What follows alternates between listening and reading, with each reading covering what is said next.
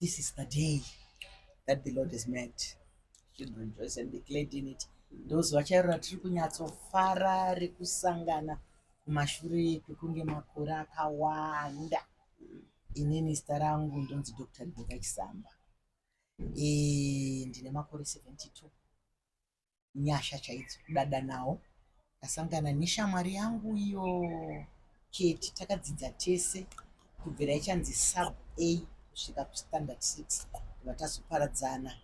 Uyo ari pedyo neni muroora wangu Catherine Tsikirai, Dr. Tsikirai ndo wakaroorwa nedangwe remumba medu.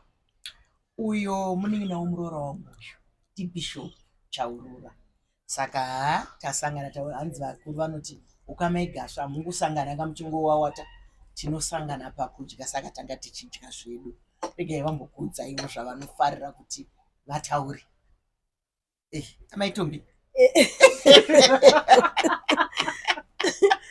inini ndiri pakambandikwa chaizvo kana ndakagara namai Chisamba because vanenge vakandimaka zvese zvandinotaura, but mufaro wangu mukuru kuti ndasangana nemunin'ina wangu Florence wangu Keti. Mai vake tiri kubhindura ndo vaindichengeta because ndaigara nababa wangu, saka mai vake she looked after me very well. And the amazing thing is that ndandiri mwana mudiki chaya ndiri kuenda kumagrade something, but aingonditi ambuya. respect. And that's when I knew kuti respect is very important. Kana pane ukama hazvina mhosva kuti mwana mudiki kana kuti kudii, anopiwa chinano chake. Saka vainditi ambuya panguva iyoyo, and yet I was supposed to be a baby.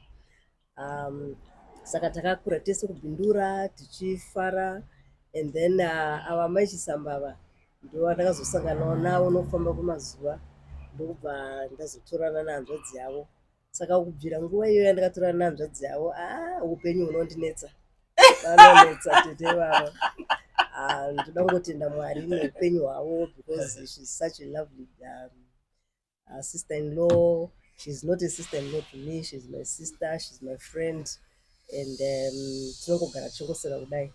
I'm just missing one other party panapa, my friend mukoma womunin'ina wangu Bernadette, because ndisu vasikana veclub tiri 3 tinoenda kuclub yekudya, haikona club yekutsvaga mari kana chii, but eating club.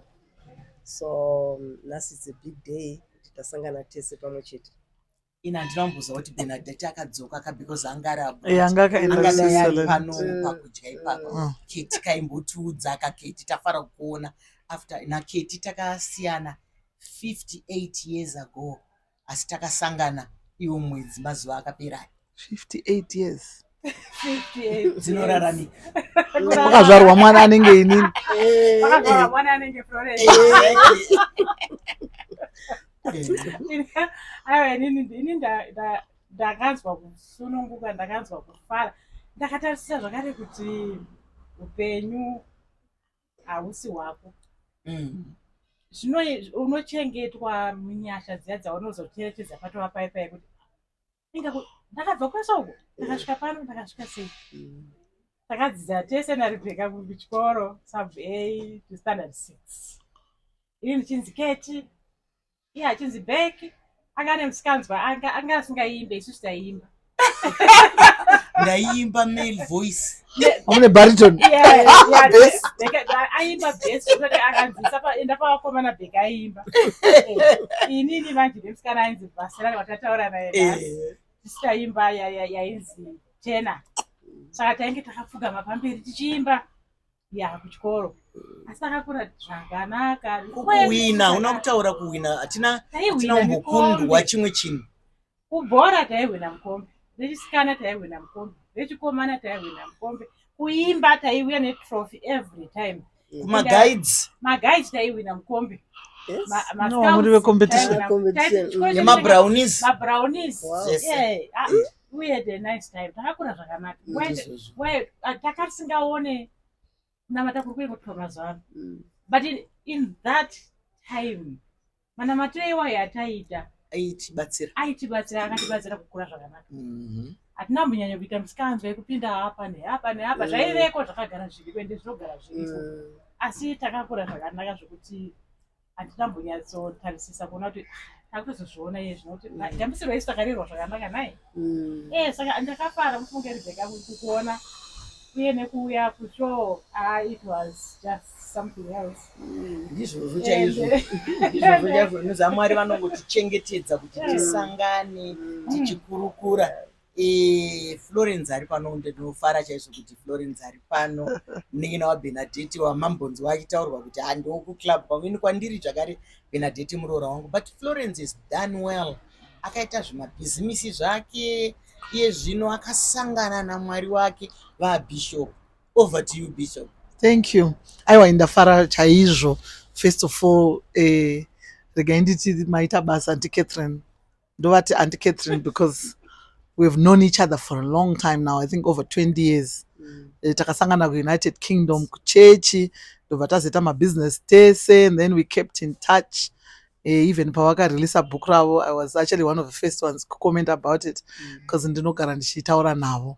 Saka when she came here, ndakafara kuti vauya kuno kuti ndakataura navo. So she decided to talk to me. Vakatoya kuchechi musuno wekuchechi kwedu, we were so happy to see her. Kuti vanhu vakatoshamisika kuti kune munhu akatokura kupfuura inini because vakajara kuona inini sechembere yavo. Pavakazonzwa Auntie Catherine vakuti uyu anofanira kunge ari second born yangu, vanokoti kune maancestor akadaro. Kuchengetwa naMwari, ndafara sterek. And then pavandidedza nhasi kuti handetodya lunch, I then came across my dear old sisters, my sisters' friends, Mai Chisamba the famous na Auntie Catherine. Mai Chisamba munongovaziva mukoma wangu, she's been around even when I did politics kufa kwose, contesting as an MP. Vanga varipo vachitaura nemadzimai. And Auntie Catherine, I know when she was at UZ, she also asked me to come along. Saka vanhu veukama chaivo chaivo zvokuti ndafara kuti ndasangana nevasharukwa, nokuti pavari ava vari vatatu inini ndini musikana wacho, ndini windi. Saka kana makatarisa mufungwa ndachembera ndichiite 2030 tenge ndiripo kana vava vachiripo aina bhara vatiri kuenda ndarama. Saka ndanzwa kuitirwa zvakanaka, inini handisi munhu anobuda panze zvokudaro nondogara ndiri busy. Saka pandatobuda panapa ndotoona inga panze panotone mashizha egreen nayo kutoshaya nguva yekubuda panze. But God is good. I'm so blessed to have met these old women, I call them, because wisdom ndo yakazara ipapa. Saka mukaona ndakufungaira musoro saMoses ari kubuda mugomo reMount Sinai, it's because ndiri kubva kunopiwa 10 commandments nevasharukwa. Vanhu vandinorespekta zvekudaro, nokuti kana paine zvinonetsa muupenyu, kana une vanhu vakakukomberedza who have traveled before you, upenyu hamuti munoziva kuti haudi metsi kana diploma kana PhD. You have to travel the journey to be able to give someone advice. Saka ukaona ari pamberi paka panotoziva kuti akatopindana nezvakawanda. So ndongo yandiri kuve nayo iyoyi. I'm tapping into the wisdom age and experience. Thank you. Izvozvo chaizvo vamwe vanongogara vachibvunza kuti kuenda ava makore akadai anongosvikika nenyasha nai. Ipo pano patiri ipapa patiri kutotarisira kuti nenyasha nerudo rwaMwari rwatarakidzwa pamakore ese waya ikoko ku3 digits ndokwatikuenda nenyasha. Asi mufaro wedu wokunge tatangadzana nemi musare zvakanaka. Goodbye. God bless. Goodbye.